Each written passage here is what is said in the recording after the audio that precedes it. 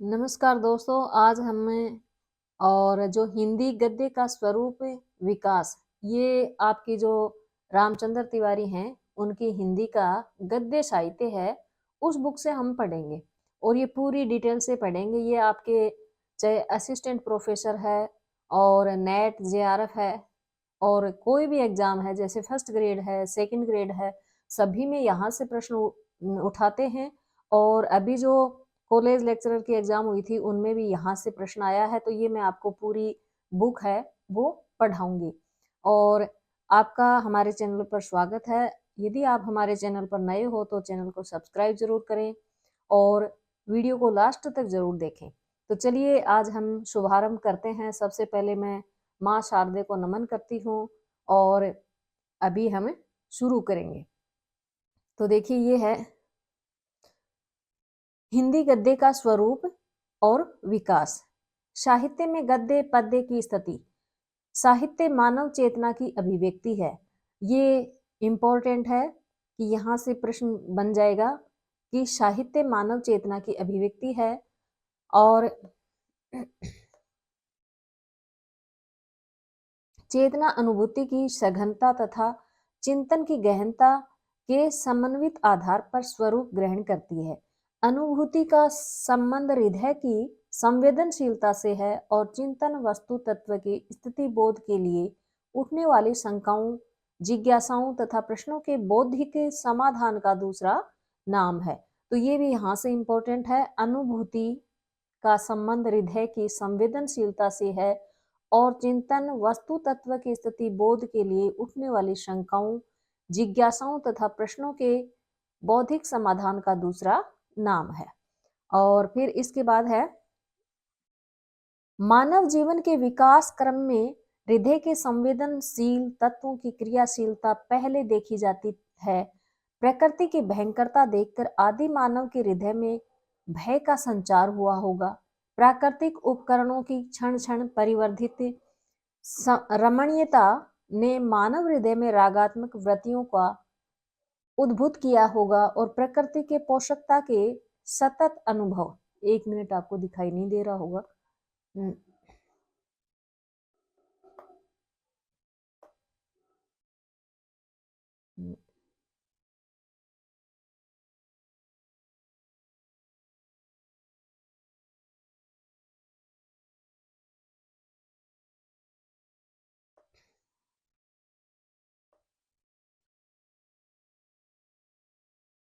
और प्रकृति की पोषकता के सतत अनुभव के उपरांत ही मानव मन में उसके प्रति पूज्य वृत्ति जागी होगी। जीवन विकास के द्वितीय चरण में मानव ने चिंतन का आधार लिया होगा। उसने व्यक्त जगत के जटिल रहस्यमयी रूपों का बौद्धिक समाधान किया होगा। तर्कों की श्रृंखला के विचारों को क्रम दिया होगा। नीतियों और शुक्तियों ने इन्हें सीमाओं में बांधा होगा और चिंतन अपनी सूक्ष्मताओं में साकार हुआ होगा। इसके बाद है 1 मिनट।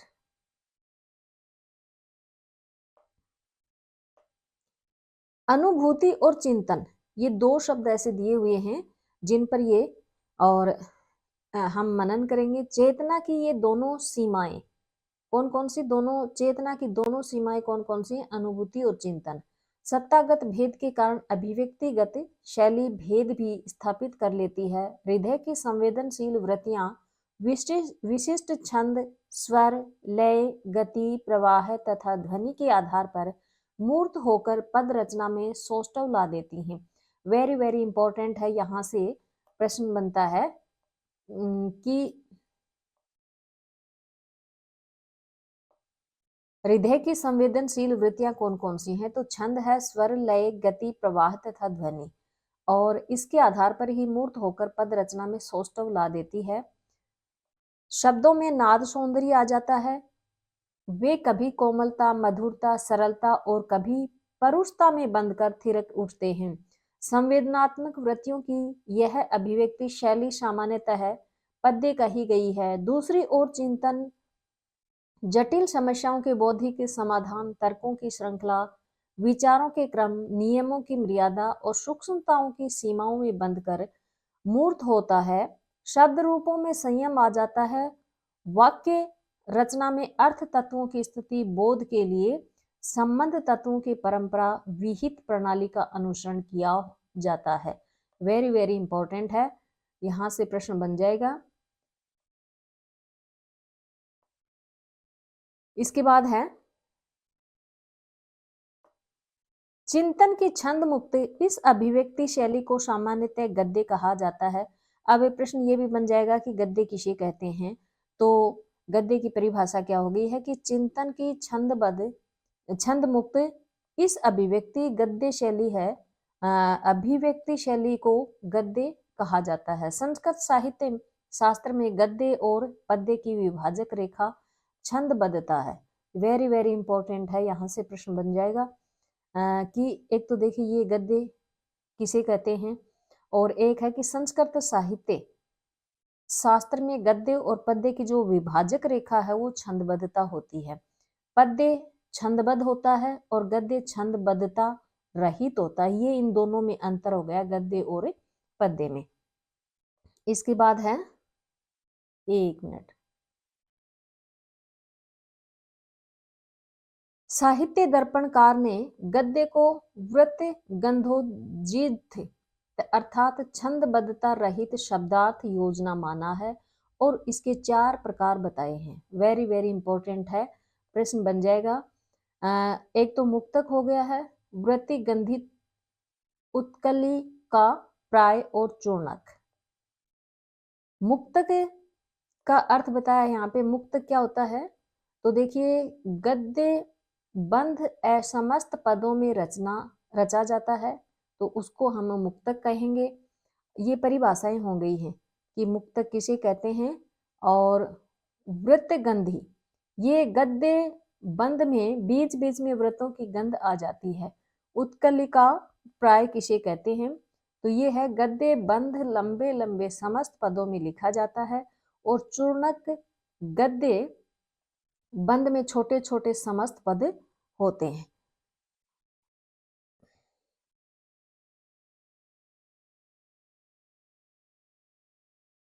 इसके बाद है मानवता के इतिहास के प्रथम चरण में मानव हृदय संवेदनात्मक राग मूलक वृत्तियों का प्राधान्य लेकर चलता है। फलस्वरूप अनुभूति प्रधान चेतना पद्यात्मक शैली में ही अभिव्यक्त होती है। वेरी वेरी इंपॉर्टेंट है कि अनुभूति प्रधान चेतना पद्यात्मक शैली में ही अभिव्यक्त होती है। ज्यो ज्यो जीवन सरलता और भावमयता त्याग कर जटिलता की ओर बढ़ता है, ज्यो ज्यो उसमें विचार तत्वों का प्राधान्य होता है, त्यों त्यों चिंतन प्रधान चेतना गद्यात्मक शैली में अभिव्यक्त होती है। पद्य का संबंध संवेदना, भाव, राग परकता एवं कल्पना से है और गद्य मूलतः विचार, तर्क, चिंतन तथा प्रत्यक्ष जटिल जगत से संबद्ध है। वेरी वेरी इंपॉर्टेंट है ये। यहाँ से प्रश्न बन जाएगा कि देखो पद्य का संबंध किससे होता है, संवेदना, भाव, राग परकता और कल्पना से होता है, जबकि गद्य का संबंध किससे होता है, विचार, तर्क, चिंतन, प्रत्यक्ष जटिल जगत से संबद्ध होता है। ये इंपॉर्टेंट है, यहाँ से प्रश्न बन जाएगा। ठीक है, यही कारण है कि संसार के साहित्य में पद्य की स्थिति पहले और गद्य का विकास बाद में देखा जाता है। अब ये क्रम भी पूछ लेंगे कि पहले पद्य आया या गद्य आया, तो पहले पद्य आया है उसके बाद में गद्य आया। हिंदी साहित्य भी उपयुक्त नियम का अपवाद नहीं है। फिर है मानवता अनागत भविष्य में कौन सा रूप ग्रहण करेगी, इसके विषय में कुछ भी नहीं कहा जा सकता है। यह तो स्पष्ट है कि उसका अतीत राग तत्व प्रधान रहा है, उसका पथ हृदय के आग्रह से निर्दिष्ट होता जा रहा है और आज यह भी प्रत्यक्ष है कि वह बुद्धि तत्व का आधार लेकर अपना पथ प्रशस्त कर रही है।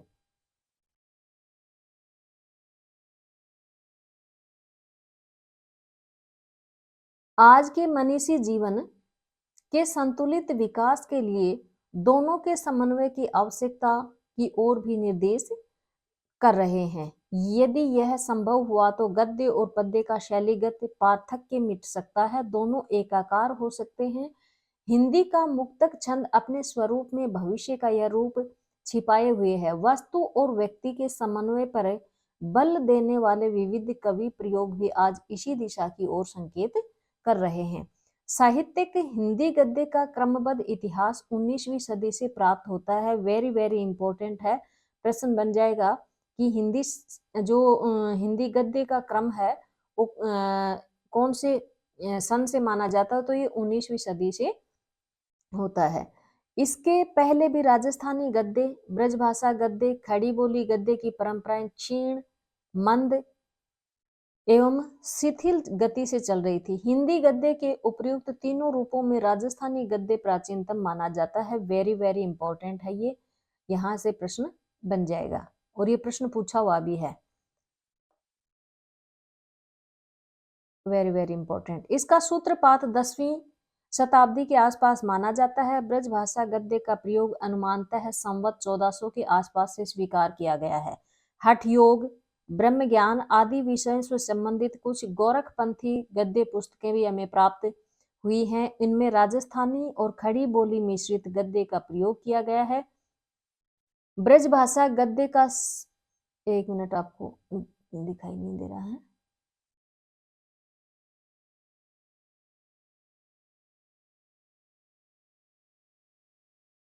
ब्रजभाषा गद्य का सूत्रपात कब हुआ है, इसके विषय में निश्चित रूप से कुछ भी नहीं कहा जा सकता है।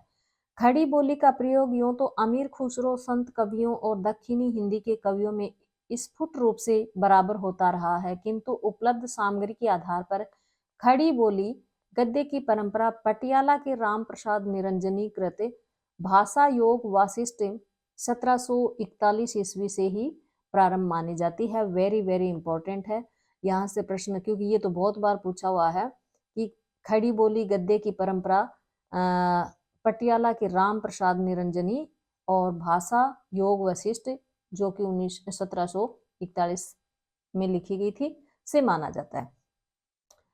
19वीं शताब्दी से पूर्व प्राप्त हिंदी गद्य के उपयुक्त तीनों रूप अशक्त थे। उनमें जीवन की व्यावहारिक समस्याओं से संबंधित तर्क पुष्ट प्रौढ़ विचारों को वहन करने की क्षमता नहीं थी। राजस्थानी गद्य अपेक्षाकृत समृद्ध अवश्य कहा जाता है, किंतु उसकी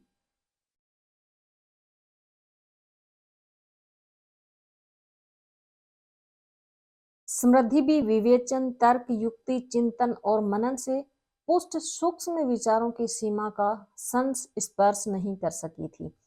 हिंदी गद्य की इस अप्रौढ़ता के पर्याप्त कारण थे। अपभ्रंश के ध्वंस अवशेषों से निकलकर जब हिंदी साहित्य अपना स्वरूप निर्माण कर रहा था, उस समय मुख्यतः उसे बौद्ध सिद्धों और जैन आचार्यों का ही आश्रय मिला था। वेरी वेरी इंपॉर्टेंट है ये, यहाँ से लाइन से प्रश्न बन जाएगा।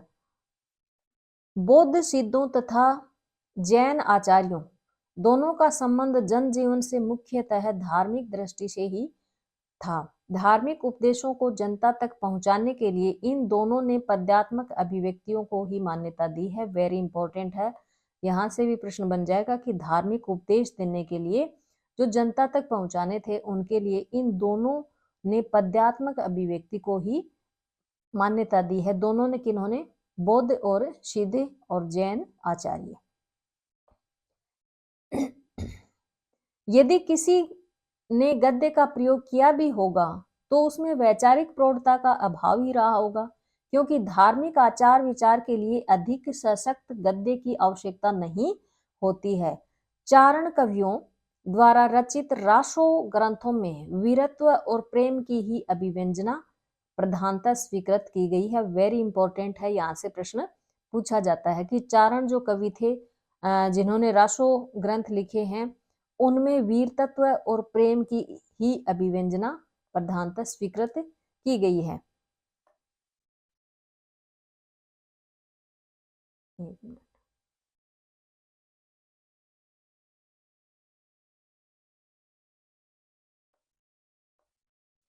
काव्य की इस विशिष्ट आख्यान परंपरा को स्वीकार करके चलने वाले कवि आश्रयदाताओं के चरित्रों को व्यापकत्व और अमरत्व दोनों प्रदान करना चाहते थे। फिर भी गद्य की ओर उसका ध्यान कैसे जाता है? भक्ति काल में भी गद्य साहित्य अपनी उपादेयता सिद्ध नहीं कर सका। न तो यह इष्ट देवों के आदर्श चरित्र की प्रतिष्ठा के लिए ही उपयुक्त माना गया है और न आराध्य के प्रति आत्मनिवेदन के लिए ही। लीला में भगवान के आनंद उद्भावी का सगुण लीला के गान के लिए भी यह सर्वथा अयुक्त था और रहस्यमयी सत्ता के प्रति व्यक्तिगत निश्चल रागात्मक संबंध भी इसके माध्यम से कैसे स्थापित होता। भक्तों के व्यक्तित्व से संबंधित वार्ताओं में प्रयुक्त गद्य विचार गांधीर्य के अभाव में प्रौढ़ कैसे हो सकता था। अरबी और फारसी साहित्यों से संपर्क होने पर भी गद्य साहित्य प्रौढ़ न हो सका, क्योंकि जनजीवन की नैतिक गतिविधि से इसका संबंध भी नहीं के बराबर ही था। रीतिकालीन साहित्य भी सामंतीय जीवन की रंगीनियों में ही पोषित और पल्वित हुआ, अतः गद्य के लिए अनुकूल वातावरण इस काल में भी उपलब्ध न हो सका। कृत्रिमता, कल्पना, चमत्कार, ऊहा, अतिशोक्ति, वासना परक श्रृंगार के इस युग में जनजीवन की यथार्थ स्थितियों की ओर ध्यान नहीं गया। इस युग में उपयोगी साहित्य भी पद्य में ही रचा गया था। वेरी इंपॉर्टेंट है। कौन से युग में? रीतिकालीन। तो इस युग में भी उपयोगी जो साहित्य था वो पद्य में ही रचा गया था।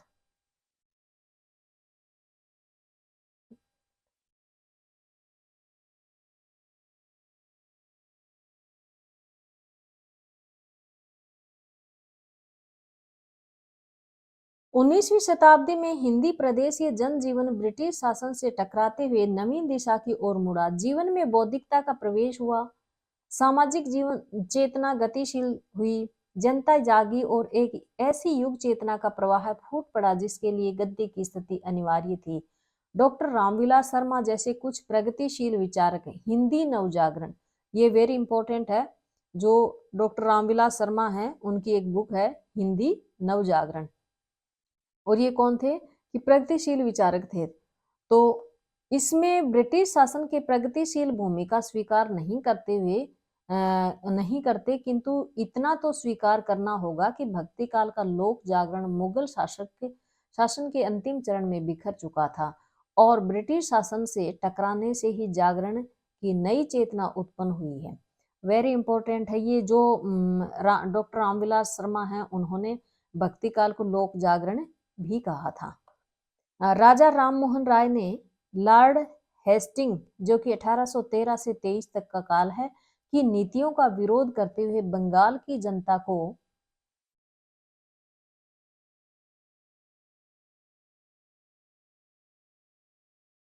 जगाया था। यह अवश्य है कि ब्रिटिश शासन नित्य भारत के त्वरित विकास के पक्ष में भी नहीं था। युग की इस नवीन चेतना का भार लेकर खड़ी बोली गद्य विकसित होने लगा। खड़ी बोली गद्य के इस विकास क्रम की समयिक अवधारणा के लिए हिंदी के अन्य प्राचीन गद्य रूपों का संक्षिप्त परिचय अप्रासंगिक न होगा। अब इसके बाद में है आदिकालीन हिंदी गद्य, यानी 9वीं से 14वीं सदी तक का। राजस्थानी ब्रजभाषा खड़ी बोली के गद्य रूपों का अलग अलग परिचय देने के पूर्व आवश्यक है कि हम हिंदी के आदिकालीन गद्य की स्थिति और स्वरूप पर विचार कर लें, क्योंकि यह गद्य प्रवृत्ति सभी गद्य रूपों की पृष्ठभूमि प्रस्तुत करता है। आदिकालीन गद्य के स्वरूप विकास की सूचना देने वाली प्रमुख कृतियां निम्नलिखित हैं।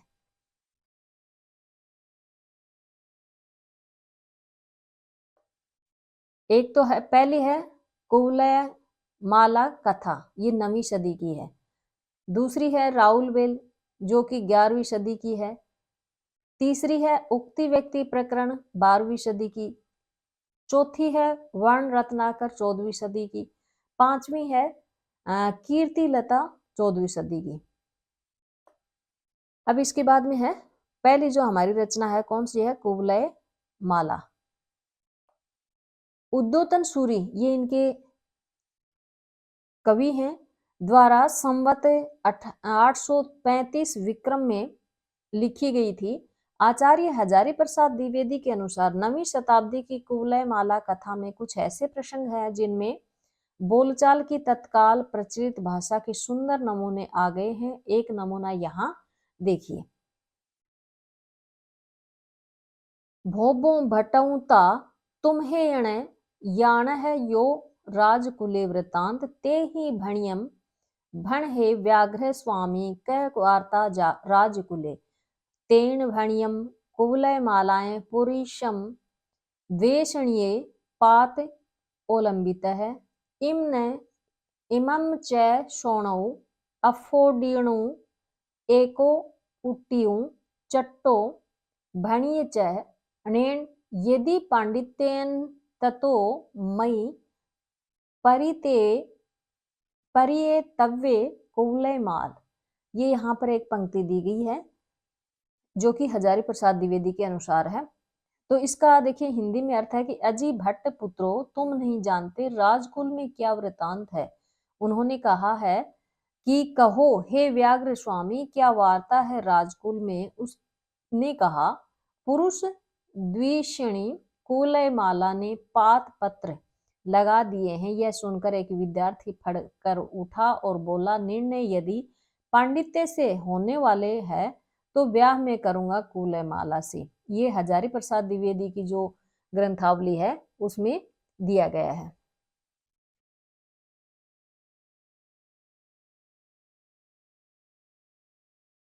फिर है राउल बेल।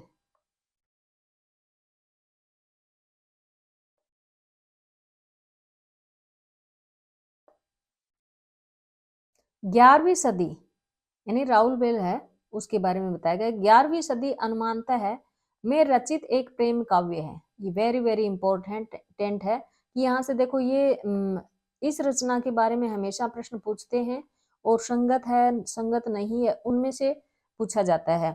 और देखिए 11वीं सदी की रचना है, प्रेम काव्य है, इसका रचयिता रोड कवि है, इसका पाठ शिलांकित है यानी शिलाओं पर लिखा गया है। इसमें कलचुरी राजवंश के किसी सामंत की 7 नायिकाओं का नक्शिक वर्णन भी किया गया है। इसमें गद्य का प्रयोग भी किया गया है। इसकी भाषा मूलतः मध्य देशीय अपभ्रंश है किंतु इसमें पछाही और पूर्वी अपभ्रंश का भी संश्लेष है। इसलिए इसमें अवधी मराठी पंजाबी आदि के भी पूर्व रूप सुरक्षित है। इसके गद्य का एक नमूना नीचे दिया गया है। वेरी वेरी इंपॉर्टेंट है ये यहाँ से, तो ये अपने नोट्स में आप इंगित कर लें।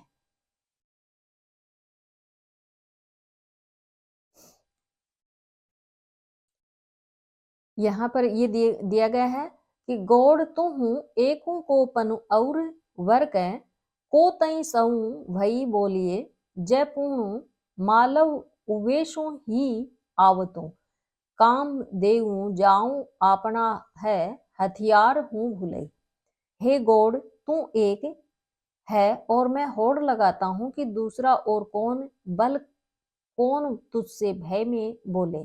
जो फिर मालवीय हैं उनके यानी उद्देश्य नाम आते ही कामदेव अपने यावत हथियार भी भूल जाते हैं। ये यहाँ पर जो राउर बेल है उसमें दिया गया है। इसके बाद है उक्ति व्यक्ति प्रकरण। वेरी वेरी इंपॉर्टेंट है, यहाँ से भी प्रश्न आता है क्योंकि ये तो हर बार हर एग्जाम में आता, चाहे फर्स्ट ग्रेड की एग्जाम हो, चाहे सेकंड ग्रेड की एग्जाम हो, चाहे कॉलेज प्रोफेसर की हो या फिर आपकी और नेट जेआरएफ की हो, किसी भी एग्जाम में हो तो यहाँ से प्रश्न पूछते हैं। वेरी वेरी इंपॉर्टेंट है। इसकी रचना महाराज गोविंद चंद्र के सभा पंडित दामोदर शर्मा ने राजकुमारों को कान्य कुब्ज और काशी प्रदेश में प्रचलित तत्कालीन भाषा में संस्कृत सिखाने के लिए की गई थी। यह एक व्याकरण ग्रंथ है।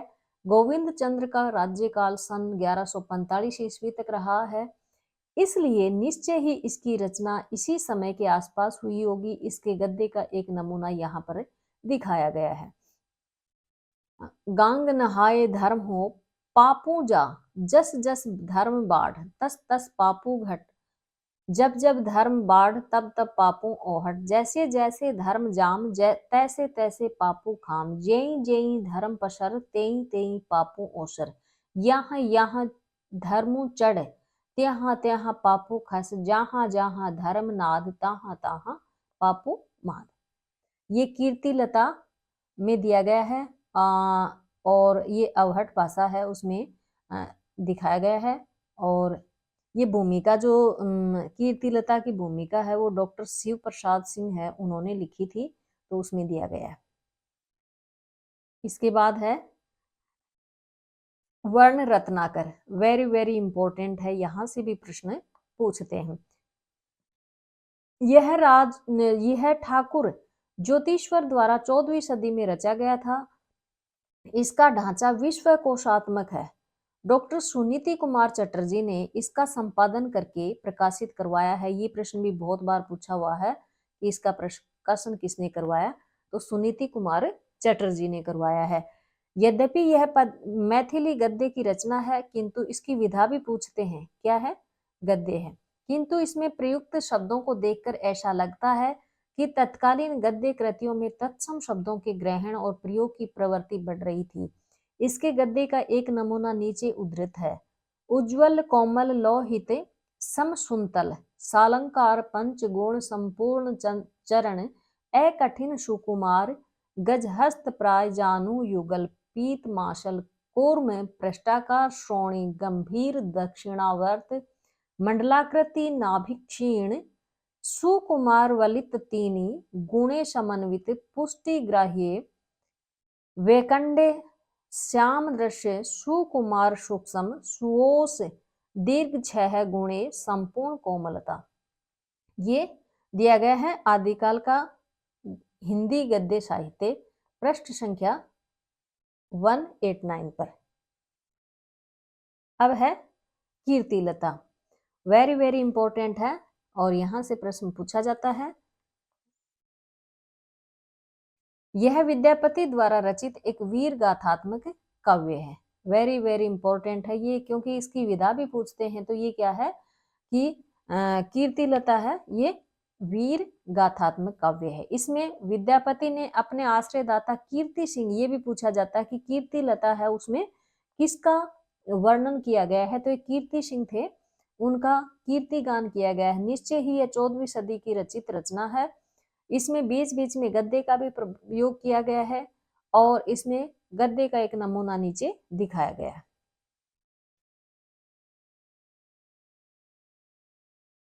ताहनि वैश्यनि करो मुखसार मंडनते अलक तिलका पत्रवली खंडते दिव्यांबर पिंधनते उभारी उभारी केस पास बंधते खजी सखी जन प्रेरणते हंसी हेरंते सानी लानुमी पात्री पतोहरी तरुणी तरटी वनही वि अखणवणी परिहास पेहसनी सुंदरी साथ जबे देखिए तबे मन करे तेसर लागी तीनों उफेखियां।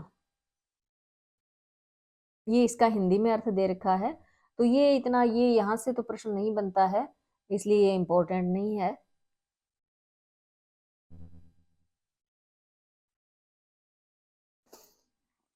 उपर्युक्त प्रमुख गद्य कृतियों के अतिरिक्त जैन लेखकों द्वारा 13वीं-14वीं सदी की लिखी हुई कई धार्मिक और कथात्मक गद्य रचनाएं भी उपलब्ध मानी जाती हैं। किंतु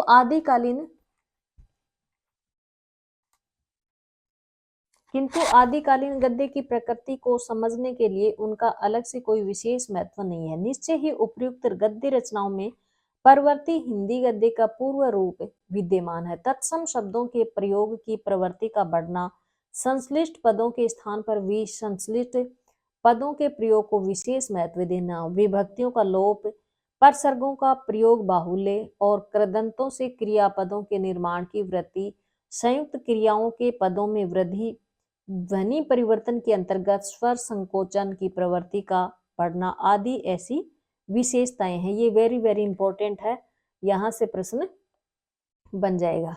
तो ये यहाँ से है कि ये है ना, गद्य रचनाओं में परवर्ती हिंदी गद्य का पूर्ण रूप विद्यमान है। तो यहाँ से तत्सम शब्दों के प्रयोग की प्रवृत्ति का बढ़ना है और संश्लिष्ट पदों के स्थान पर ये यहाँ तक ये विशेषताएं हैं। तो ये आप याद रखना। इसके बाद में है जो परवर्ती हिंदी गद्य में विकसित होकर उसे स्वतंत्र रूप प्रदान करती हैं, अपभ्रंश या पुरानी हिंदी की उपयुक्त गद्य रचनाओं में से जो विशेषताएं लक्षित होती हैं वे कम या अधिक पश्चिमी, मध्य देशीय या पूर्वी सभी क्षेत्रों की रचनाओं में लक्षित होती हैं, किंतु आगे चलकर क्षेत्रीय विशेषताओं के बढ़ने से इसके आधुनिक एक मिनट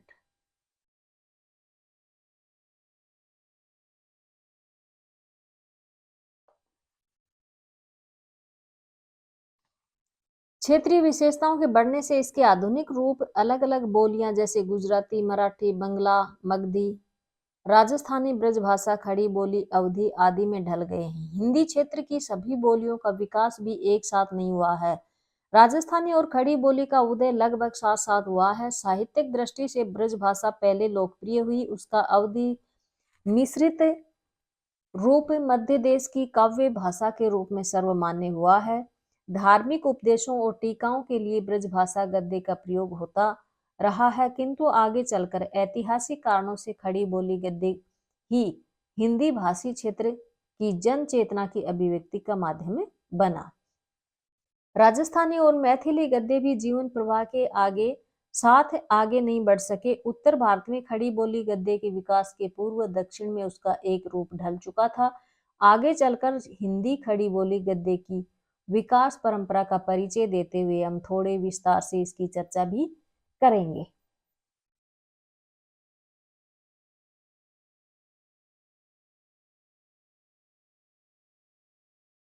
राजस्थानी गद्य का सूत्रपात 10वीं शताब्दी से ही हो गया था।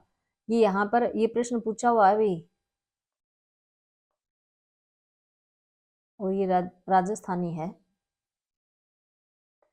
इसका स्वरूप अपेक्षाकृत प्रौढ़ हो गया था। इसमें दान पत्र, पट्टे परवाने, जैनियों के धार्मिक उपदेश, राजनीति, गणित, इतिहास, काव्य शास्त्र आदि विविध विषय उपलब्ध होते हैं।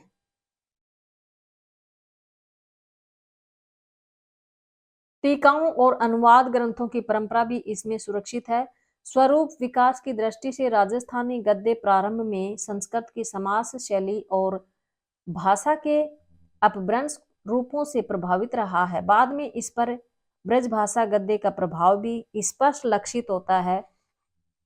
खड़ी बोली के रूपों से भी उसने कुछ न कुछ अवश्य उधार लिया है। राजस्थानी गद्य के ये तीन प्रकार के जो रूप हैं वो साहित्यिक रचनाओं में उपलब्ध होते हैं। वेरी वेरी इंपॉर्टेंट है। पहला कौन सा है?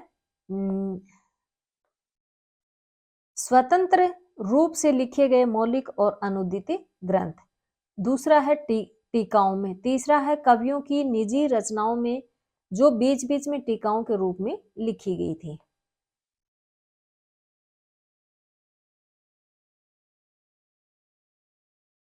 स्वतंत्र रूप से लिखे गए ग्रंथों में गद्य का सॉरी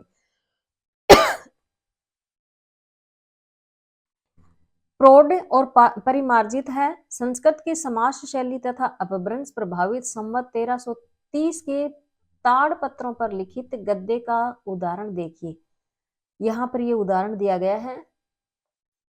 परमेश्वर अहरंत सरणी, सकल कर्म निर्मुक्त, सिद्ध सरणी, संसार परिवार समुत्तरण, यान पात्र, महासत्व, साधु सरणी, सकल पाप पटल, कंवलन कला, कलितु केवली प्रणितु धर्मो शरणी। ये संवत 1358 के आसपास के राजस्थानी गद्य का एक उदाहरण दिया गया है, जो कि इस प्रकार से दिया गया है। ये यहाँ पर दर्शाया गया है। पहलु त्रिकालु अतीत अनागत वर्तमान बहतरे, तीर्थम सर्व पाप क्षय कर हूँ नमस्कारहूँ। संवत 1683 के राजस्थानी गद्य का एक सुंदर यहाँ पर उदाहरण दिया गया है। बलि को बंधन हारा सब ही बात सामर्थ, श्री कृष्ण रूषणम जी बाह पकड़ही, रथ ऊपरही बेशाणी, तबे बाहर बाहर हुई कहन लागा, जू होई कोई होय सो दौड़ी जो। हर्षाणी कहता रुक्मणी जी, हरि कहता कृष्ण हरि ले गयो। यहाँ पर ये उदाहरण दिया गया है। सन 1847 के फतेह राम वैरागी कृत पंचाख्यान में राजस्थानी गद्य का अधिक परिमार्जित रूप देखा जाता है। तो ये वेरी वेरी इंपॉर्टेंट है यहाँ पर।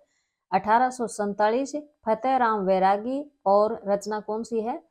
पंचाख्यान। वार्ता, एक गांव में रास मंडवा लागो, जाजम बिछाई, झालर बजाई, तर मर्दंगा ने तस लागी, तर गांव का छोरा ने पूछे, अरे डाबड़ा पानी री जुगत बताओ, तब छोरा कियो ऊ कुंडो आवा खारूठ खारूख हेठे छे, तब मर्दग्यो कूदे कूड़े गियो, आगे देखे तो एके स्त्री पानी के किनारे रूठी बैठी छे। ये यहाँ पर एक उदाहरण दिया गया है, किसमें? ये पंचाख्यान जो रचना है उसमें। 19वीं शताब्दी में नव जागरण के प्रभाव से परिमार्जित जो जन चेतना की अभिव्यक्ति के लिए राजस्थानी गद्य उपयुक्त सिद्ध न हो सका। एक तो यह नव चेतना सुदूर पूर्व कलकत्ते से उदित होकर हिंदी प्रदेश में व्याप्त हुई, अतः राजस्थान से इस चेतना के प्रभाव से प्राय दूर ही रहा है। दूसरे, राजस्थानी गद्य को न तो प्रेस का आश्रय मिला और न किसी राज सत्ता का आधार ही उपलब्ध हुआ। फलस्वरूप जीवन की प्रगतिशील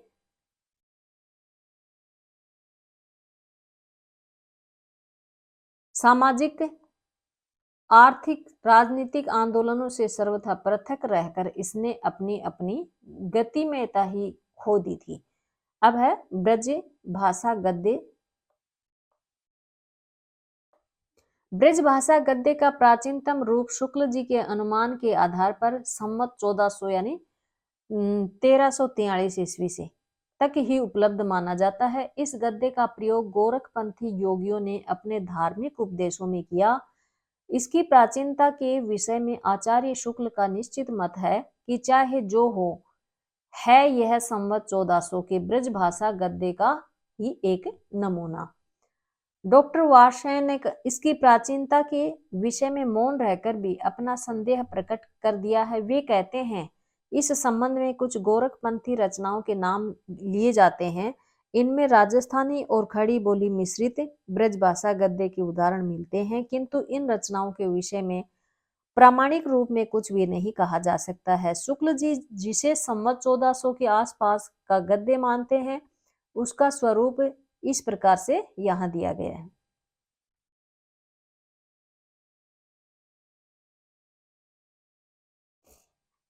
श्री गुरु परमानंद तिनको दंडवत है कैसे परमानंद आनंद स्वरूप है शरीर जी ही को, जिन्ह के नित्य गायते शरीर चेतनी अरु आनंदमय होतु है, मैं जू हो गोरीश सो मच्छंद्र नाथ को दंडवत करत हूँ कैसे वे मच्छंद्र नाथ आत्म ज्योति निश्चल है, अंतःकरण जिनके अरुमूल द्वार ते छह चक्र जीनी नीकी तरह जाने।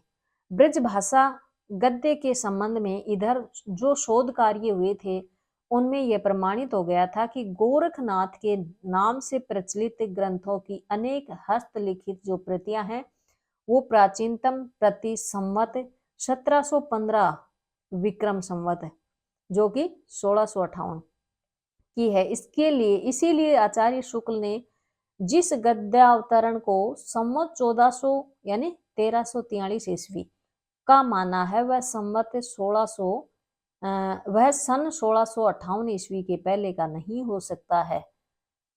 डॉक्टर वीरेंद्र नाथ मिश्र ने भी कहा है पृथ्वीराज रासो के बारे में कि पृथ्वीराज रासो में वसनिका शीर्षक से अंतर्गत उपलब्ध गद्य को ब्रज भाषा गद्य का प्राचीनतम रूप माना जाता है। पृथ्वीराज रासो के लघु रूपांतरण की प्राचीनतम प्रति संवत 1657 सन यानी 1600 की प्राप्त है, अतः यह गद्य भी बहुत पुराना नहीं कहा जा सकता है। परवर्ती अपभ्रंश की गद्य कृति संडावशक बालाबोध में ब्रजभाषा गद्य के अस्तित्व का आभास मात्र मिलता है, अतः ये कहा जा सकता है कि ब्रजभाषा गद्य की प्रामाणिक अखंड परंपरा भक्ति काल के कृष्ण भक्तों द्वारा प्रयुक्त गद्य से ही मानना समीचीन होगा। आगे चलकर 17वीं शताब्दी के उत्तरार्ध में भी श्री वल्लभाचार्य जी के पुत्र गोसाई विठलनाथ जी की श्रृंगार रस मंडन और विठलनाथ जी के पुत्र गोसाई गोकुलनाथ जी कृत 84 वैष्णव की वार्ता और 252 वैष्णव की वार्ता, ये कृतियां हैं तो वेरी वेरी इंपॉर्टेंट है ये। यानी 17वीं, इनका समय क्या है 17वीं शताब्दी की उत्तरार्ध। और एक तो थे श्री वल्लभाचार्य जी और इनके पुत्र कौन है, विठलनाथ जी हैं। और विठलनाथ जी ने कौन सी रचना लिखी, श्रृंगार रस मंडन है। और विठलनाथ जी के पुत्र थे गोसाई गोकुलनाथ जी, जिनके 2 ग्रंथ मिलते हैं, एक तो 84 वैष्णवन की वार्ता और एक 252 वैष्णवन की वार्ता। तो ये वेरी वेरी इंपॉर्टेंट है, यहां से प्रश्न डेफिनेटली पूछा जाता है।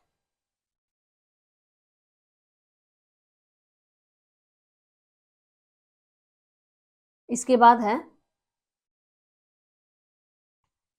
गद्य को ब्रजभाषा गद्य का प्राचीनतम प्रचलित रूप माना जाता है। संवत 1660 के आसपास श्री नाबादास जी, वेरी वेरी इंपॉर्टेंट है यहाँ पर, द्वारा रचित भगवान राम का अष्टयाम है और छा नरेश महाराजा जसवंत सिंह की आश्रित श्री बैकुंठ मणि शुक्ल का अगहन महात्म्य और वैशाख महात्म्य, जो कि संवत 1680 और संवत 1767 में श्री सूरती मिश्र द्वारा रचित बैताल 25। अब ये देखिए वेरी वेरी इंपॉर्टेंट है। एक तो श्री नाबादास जी हैं जो कि इन्होंने अष्टयाम एक रचना लिखी है और उसमें भगवान राम का चित्रण किया गया है। एक और छा नरेश राजा महाराजा जसवंत सिंह थे, उनके आश्रय में बैकुंठ मणि शुक्ल थे, उन्होंने अगहन महात्म्य और वैशाख महात्म्य लिखी थी। इसके बाद एक संवत 1767 में श्री सूरती मिश्र थे जिन्होंने बैताल 25 लिखी थी। तो ये ग्रंथ इंपॉर्टेंट है, यहां से प्रश्न पूछा जाता है, वेरी वेरी इंपॉर्टेंट है। आदि ग्रंथों ने इस परंपरा को जीवित रखा। 18वीं शताब्दी के उत्तरार्ध से ब्रजभाषा गद्य की 3 निश्चित और अखंड परंपराएं परिलक्षित होती हैं। पहली कौन सी है, मौलिक और अनुदित ग्रंथों की परंपरा। दूसरी है टीकाओं की परंपरा। तीसरी है काव्य संग्रहों में बीच बीच में स्फुट टीकाओं की परंपरा।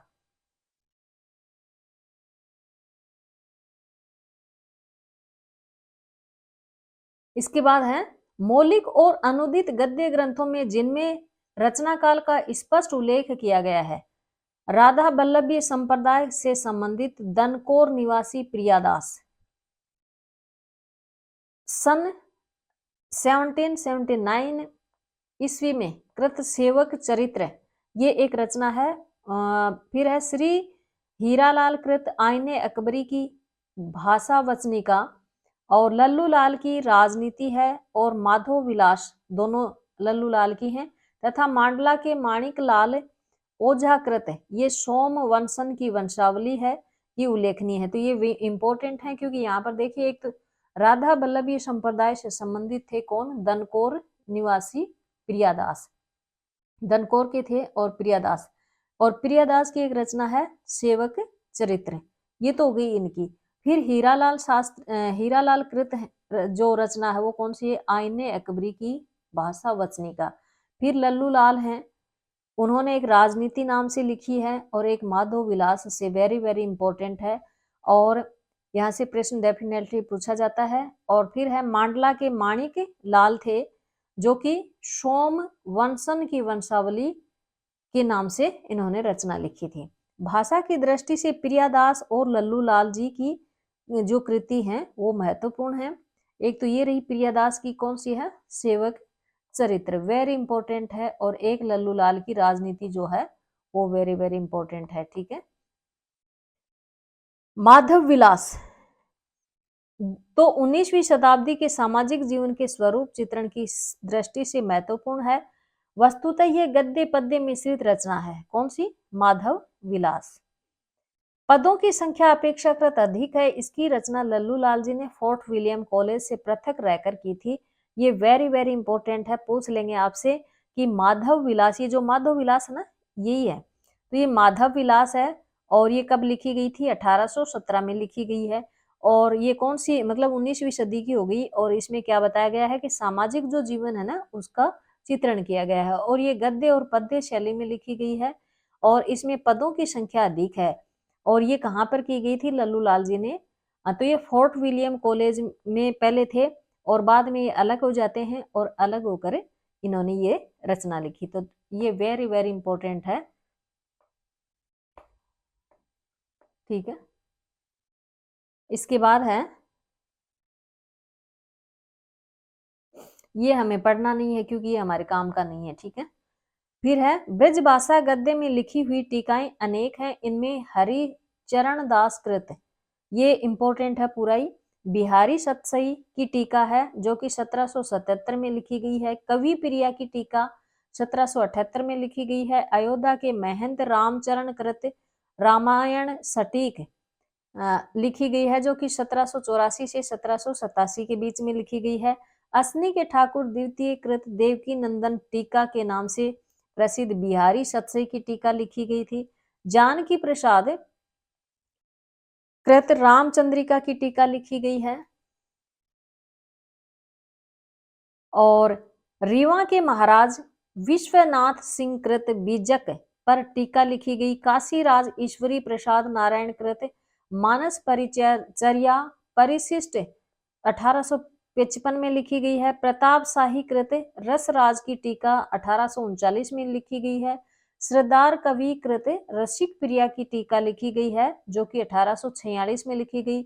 सूरदास के दृष्टिकूट और कवि प्रिया की टीका 1854 में लिखी गई है, प्रसिद्ध है। अब यहां से देखिए प्रश्न बनेगा आपका, एक तो हरिचरण दास कृत हैं, इन्होंने क्या लिखी थी? बिहारी सतसई की टीका लिखी है, सबसे पहले ये लिखी थी। तो ये क्या है? 1777 में लिखी गई। फिर एक कवि प्रिया की टीका है जो कि 1778 में लिखी गई है। फिर इसके बाद में ये जो देवकी नंदन की टीका है, बिहारी सतसई की टीका, ये भी इंपॉर्टेंट है। फिर है जानकी प्रसाद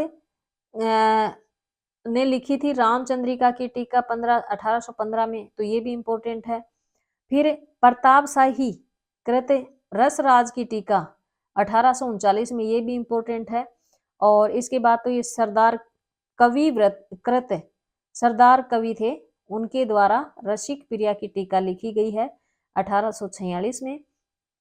सूरदास की दृष्टिकूट ये 1847 में लिखी गई है और कवि प्रिया की टीका 1854 में। तो ये वेरी वेरी इंपॉर्टेंट है, यहां से प्रश्न पक्का पूछा जाता है, ठीक है।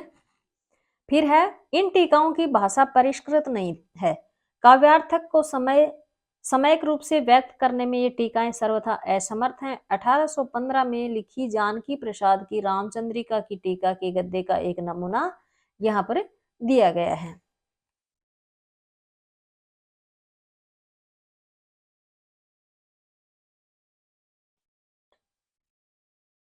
ये देखिए, तो ये हमारे कोई काम का नहीं है, यहां से प्रश्न नहीं पूछा जाएगा।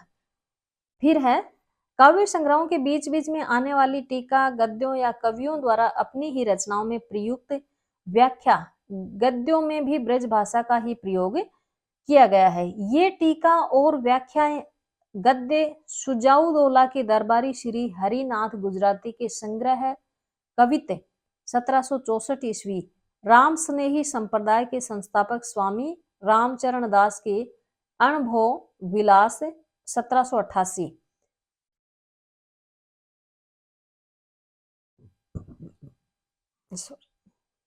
फिर है, रसिक गोविंद के रसिक गोविंदानंद घन 1801, प्रताप शाही के रीति ग्रंथ व्यंग्यार्थ कौमुदी 1825, रामराज के रीति ग्रंथ काव्य प्रभाकर 1847 तथा सरदार कवि के मानस रहस्य 1847 आदि ग्रंथों के बीच बीच में प्रयुक्त हुए हैं। अब यहां से प्रश्न देखिए, क्या पूछेंगे कि ये जो संग्रह है कवित्त ये किसकी है? तो ये श्री हरिनाथ गुजराती के है और 1764 में लिखी गई है। फिर राम सनेही संप्रदाय के जो संस्थापक थे, कौन थे? स्वामी रामचरण दास। तो इन्होंने अनुभव विलास लिखी थी 1788 में, ये भी पूछी हुई है, ये रचना पूछी हुई है, अभी पूछी थी लेटेस्ट ही। फिर रसिक गोविंद ने रसिक गोविंदानंद घन 1801 में लिखी है। और प्रताप शाही का रीति ग्रंथ है व्यंग्यार्थ कौमुदी, वेरी वेरी इंपॉर्टेंट है ये, यहाँ से भी प्रश्न पूछा जाता है, ठीक है। फिर है रामराज के रीति ग्रंथ काव्य प्रभाकर है और सरदार कवि का एक मानस रहस्य है जो 1847 में लिखा गया है। बस ये इतना ही यहाँ से प्रश्न पूछेंगे, और ये नीचे वाला ये यहाँ से नहीं है तो हमें कोई मतलब नहीं है। फिर है ब्रज भाषा गद्य भी हिंदी की नवीन आवश्यकताओं के अनुरूप अपने को सशक्त न बना सका। अंग्रेजों ने भी राजकीय कार्यों में अंग्रेजी के बाद खड़ी बोली गद्य को ही प्रश्रय दिया है। ब्रज प्रदेश में इस समय कोई सामाजिक आंदोलन नहीं हुआ जो ब्रज भाषा गद्य को प्राणवान बनाता है। सामाजिक चेतना के नवीन गतिशील क्षेत्र बंगाल से ब्रज भाषा क्षेत्र की सीमाएं भी दूर पड़ती थी। फलतः राजस्थानी गद्य की भांति ब्रज भाषा गद्य भी अपना विकास न कर सका था। अब यह प्रमाणित हो चुका है कि उत्तर भारत में हिंदी खड़ी बोली गद्य के विकास के पूर्व दक्षिण में दक्षिणी नाम से खड़ी बोली का विकास हो चुका था, जिसमें पद्य और गद्य दोनों ही रचनाएं हो रही थी। इसीलिए उत्तर भारत में हिंदी खड़ी बोली गद्य की चर्चा के पूर्व दक्षिणी खड़ी बोली गद्य का परिचय आवश्यक है।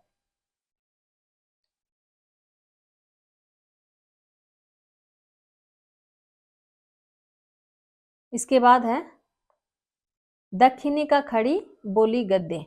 यूं तो दक्षिण भारत के निवासी मुसलमानों के दक्षिण प्रवेश के पहले से ही उत्तर भारत की जो भाषाओं और बोलियों से परिचित हो गए थे, क्योंकि चालुक्य राजवंश और यादव राजवंश के संस्थापक उत्तर भारत से ही वहां पहुंचे थे और शक्तिशाली राज्यों की स्थापना की थी। किंतु 13वीं शताब्दी के अंत में अलाउद्दीन खिलजी और इसके जो विश्वस्त सेनानायक मलिक काफूर थे, उन्होंने जब अपनी विशाल सेना के साथ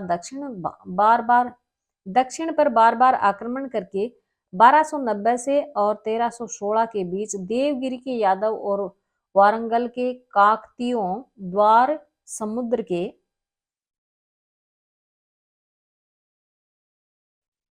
होयसलों तथा मदुरा के पांड्यों को जीतकर मुस्लिम साम्राज्य का विस्तार किया, तो उत्तर और दक्षिण के बीच एक नए सांस्कृतिक संबंध की जो शुरुआत हुई थी।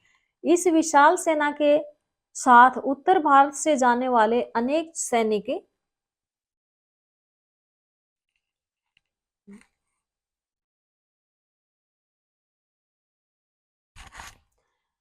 सैनिक, छोटे कर्मचारी, व्यापारी तथा सूफी फकीर भी वहीं बस गए थे। ये लोग दिल्ली से अपने साथ एक ऐसी भाषा ले आए थे जो मुसलमानों और हिंदुओं के संपर्क से दिल्ली के आसपास विकसित हो रही थी।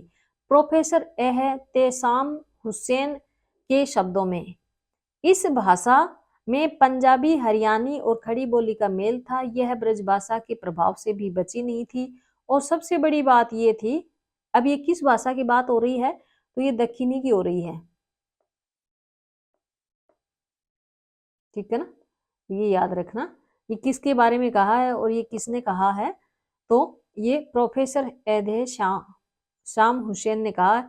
इस भाषा में पंजाबी, हरियाणवी और खड़ी बोली का मेल था और ये ब्रज भाषा के प्रभाव से पूर्णतः बची नहीं थी। और सबसे बड़ी बात ये थी कि इसमें फारसी, अरबी के अनेक शब्द भी सम्मिलित हो गए थे। इतिहास से पता चलता है कि प्रारंभ में उन्होंने उसी भाषा में काम चलाया जहां तक कि वह उन्नति करके साहित्य की भाषा बन गई। साहित्यकारों ने उसको कभी हिंदी, कभी जवाने हिंदुस्तान कहा तो कभी दक्षिणी कहकर पुकारा है। इसके बाद मुगल तुगलक, जो कि 1325 से 51 तक थे, ने जब देवगिरी को दौलताबाद नाम देकर अपनी राजधानी बनाया और दिल्ली की प्रजा को ले जाकर वहां पर बसाया तो दक्षिणी हिंदी की जड़ें और भी मजबूत हुई।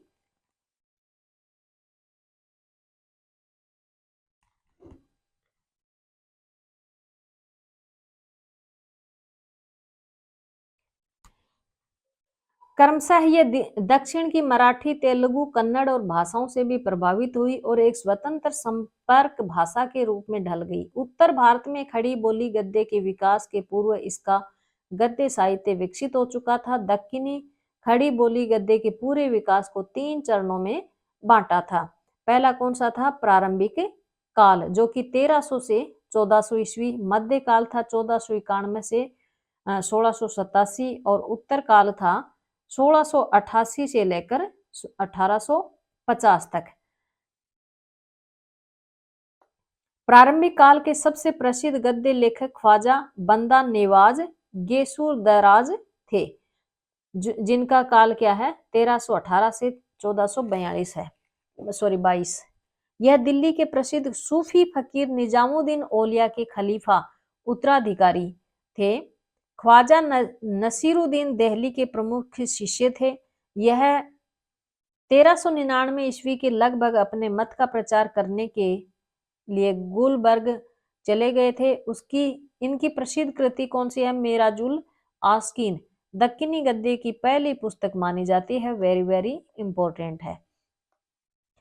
शिकार नामा और तिलावतुल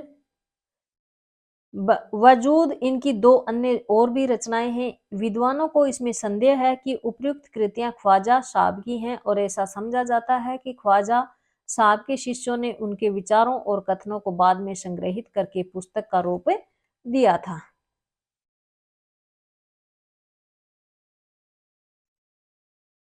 ख्वाजा बंदा नेवाज गेसु दराज के नाम से प्रसिद्ध रचनाओं का गद्य दखनी के विकास के प्रथम चरण का गद्य तो है ही, इसके गद्य का एक नमूना यहाँ पर दिया गया है। ये हमारे कोई काम का नहीं है और ये हम नहीं पढ़ेंगे।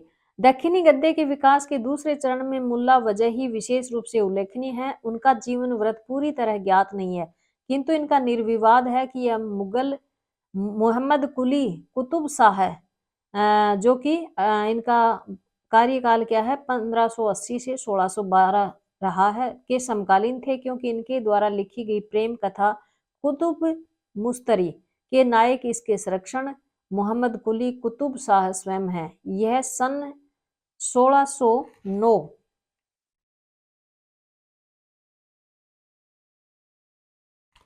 ईस्वी में लिखी गई थी। मोहम्मद कुली कुतुब शाह स्वयं एक श्रेष्ठ कवि थे। इनका कुलियात कुली कुतुब शाह एक वृहद काव्य ग्रंथ है।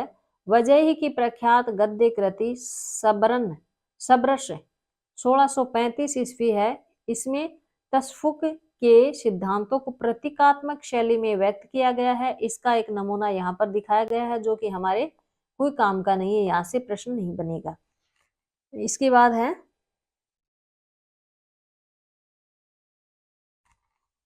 सबरस को उर्दू साहित्य की प्रथम गद्य रचना माना जाता है। इस दृष्टि से उर्दू साहित्य में इसे विशेष महत्व प्राप्त है। इसके गद्य की एक विशेषता लयात्मकता और वाक्यों की तुकांतता है। वेरी वेरी इंपॉर्टेंट है। ये तो यहाँ पर रचना हो गई है, जो कि उर्दू साहित्य की पहली रचना मानी जाती है और इसकी विशेषता है कि एक तो लयात्मकता है और वाक्यों की तुकांतता है।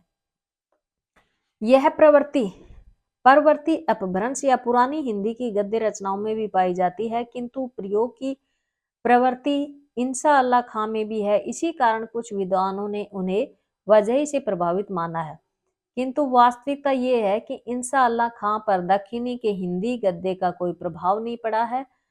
इंसा को अपने इल्म पर इतना विश्वास था कि वे किसी को अपने बराबर नहीं समझते थे। समकालीन शायरों से उनके अदबी मार्ग के प्रसिद्ध हैं।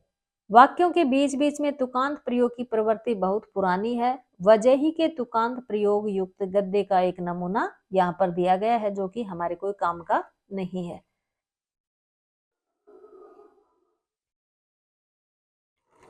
दक्षिणी गद्य के तीसरे चरण में अनेक गद्य लेखकों ने अपनी रचनाओं द्वारा वजही की परंपरा को आगे बढ़ाया। इस युग का गद्य आधुनिक हिंदी गद्य के बहुत निकट आ गया है। प्राय लेखकों ने फारसी से अनुवाद किया है। इस युग के एक प्रसिद्ध लेखक सैयद हुसैन अली खान ने 1883 ईस्वी में 4 दरवेश का फारसी से दक्षिणी में अनुवाद किया है। सैयद हुसैन अली हैदराबाद के निवासी थे। इन्हें सुल्तान की ओर से जागीर मिली हुई थी। यह फारसी के अच्छे जानकार थे। चादर वेश का अनुवाद इन्होंने अपने पुत्रों के लिए किया था। इसके पूर्व हुसैन अत्ता, तहसीन और मीर अमन, बोल दे 5 मिनट कौन है, उर्दू गद्य में इस कहानी का अनुवाद कर चुके थे। यह दोनों लेखक उत्तर भारत के थे। इस प्रकार इस लोकप्रिय कहानी ने उत्तर और दक्षिण की गद्य रचना के बीच सेतु का काम किया है। सैयद हुसैन ने यहाँ पर एक नमूना दिया है जो कि हमारे कोई काम का नहीं है।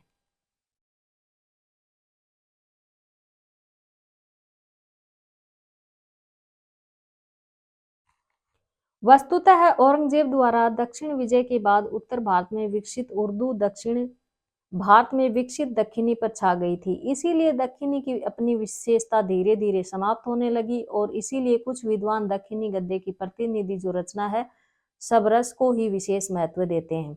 दक्षिणी हिंदी, खड़ी बोली हिंदी और उर्दू तीनों ही भाषाओं हिंदू मुस्लिम सांस्कृतिक संश्लेष की उपज है।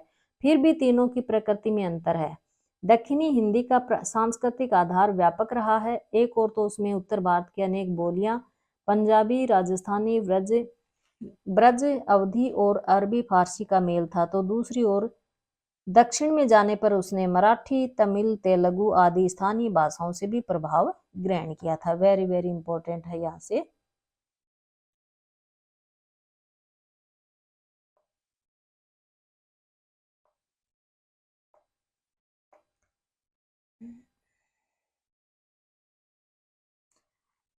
इस प्रकार सच्चे अर्थों में वह भारत की संपर्क भाषा के रूप में विकसित हुई है। खड़ी बोली हिंदी का सांस्कृतिक आधार उससे कुछ सीमित है। यह हरियाणी, व्रजी, अवधी, राजस्थानी आदि के साथ अरबी फारसी के मेल से विकसित हुई है। उर्दू ने अपने को दिल्ली के आसपास तक ही सीमित रखा है। अपनी शुद्धता पर गर्व करने वाले उर्दू लेखक दूसरे स्थानों के उर्दू लेखकों को भी अपने से हीन मानते हैं। बाद को अपनी समृद्धि के लिए खड़ी बोली हिंदी ने संस्कृत का आधार लिया है।